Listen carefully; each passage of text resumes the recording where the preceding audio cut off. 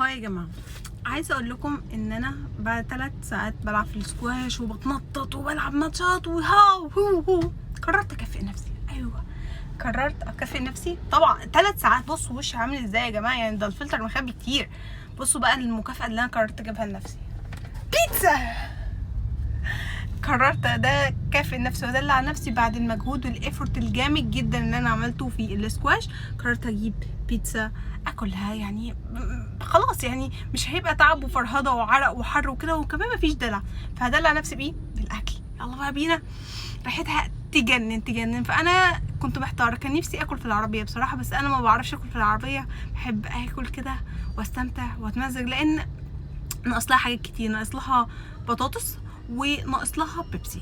مش بيبسي، يعني هجيب حاجات من المقطعه. فيلا بقى بينا ندلع نفسنا. شفتوا مجهود دايت ورياضه ودايت، ده احلى دايت على الكوكب. تعمل رياضه وتروح تدلع نفسك على طول، احلى مكافاه يا جماعه. بون ابيتي عليا. خلينا نتدلع. تعالوا اوريكم رحنا فين عشان نكمل بقيه الدلع.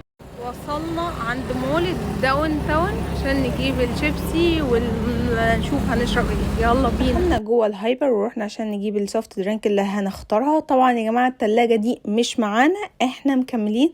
التلاجة دي مش عايزينها، هنروح للتلاجة حبيبتنا الجميلة اللي كلها منتجات عالية الجودة وبتنافس جدا وصناعة مصرية. طبعا يا جماعة اللوكال براندز عملت شغل عالمي.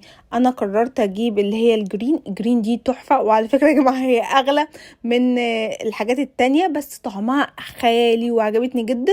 انا جربت منها الشيري والكولا قبل كده، هجرب المرة دي الليمون. وكمان احلى حاجة فيها ان هي معمولة بسكر استيفيا مش اسبارتايم، فدي مناسبة جدا للدايت، لان الاستيفيا من احسن انواع السكر اللي نستخدمه في الدايت.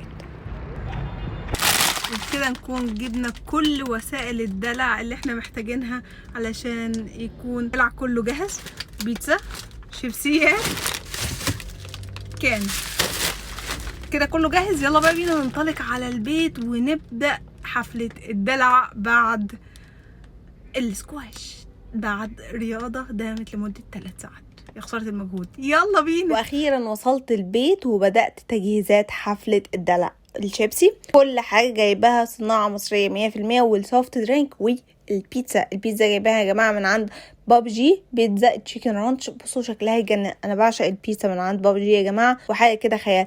ده كان حفلة الدلع بعد السكواش. واستنونا في فيديوهات جديدة وريفيوهات جديدة وتجارب جديدة مع روني المصري في بورسعيد. متنسوش بقى تشتركوا في القناة وتفعلوا الجرس عشان تشوفوا كل ما هو جديد. يلا باي باي روني.